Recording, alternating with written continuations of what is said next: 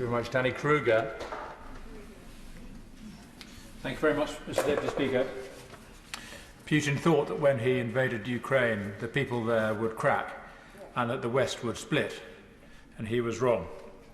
We have seen the most inspirational demonstration of courage in Ukraine and of unity in the West, and that has been represented in this House since the beginning of the crisis, and I want to personally commend and thank the position taken by the opposition front bench in the conduct of this crisis, and particularly the speech made by the Shadow Defence Secretary earlier, position taken by the Shadow Foreign Secretary, and indeed the Leader of the Opposition.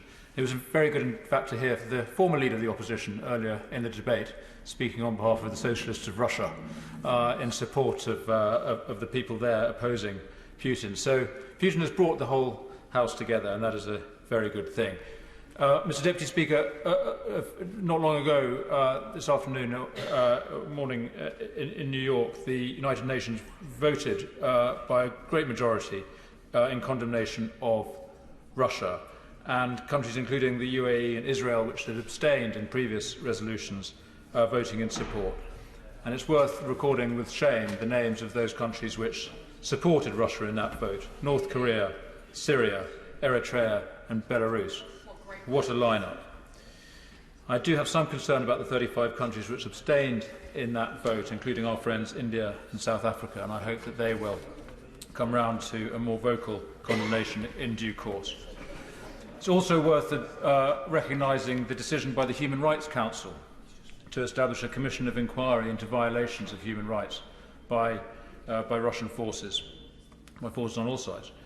I agree very strongly with my right honourable friend and neighbour, the member for South West Wiltshire, who pointed out earlier that it is by holding soldiers and commanders to account for what happens on the battlefield that we will put the greatest pressure on those troops to frankly resist the orders that they receive and to behave well and frankly to lay down their arms and withdraw. I commend the UK's leadership on the sanctions regime. We are squeezing the windpipe out of the Russian economy, including its tentacles here in this country, which of course are many and deep because of our role as a financial centre. Now, I do want to emphasise that not every Russian here in London is a Putinist or an oligarch. Some indeed are dissidents against the Russian regime, against the Putin regime. So I am concerned about the calls that we are hearing for blanket appropriations or expulsions of Russians. That is not the British way.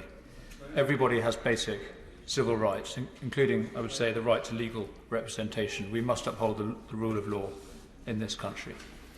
So I wish I had advice to give the front bench on the strategy, on the way out from this conflict. I want to focus the rest of my remarks on what might be done to mitigate the horror that is unfolding in Ukraine. I commend the government for its commitment on the humanitarian priorities, sending 1,000 troops to the borders of Ukraine.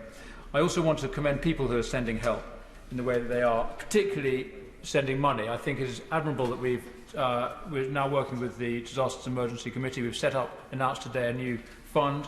We're committing £20 million to support that, to match the donations made by the British people. That is, I think, Mr. Deputy Speaker, a better way to support refugees than by sending material.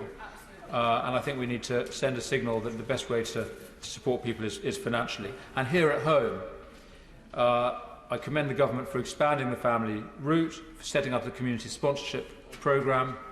I think we also need a fund here, a philanthropic fund here, to support those community sponsorship groups.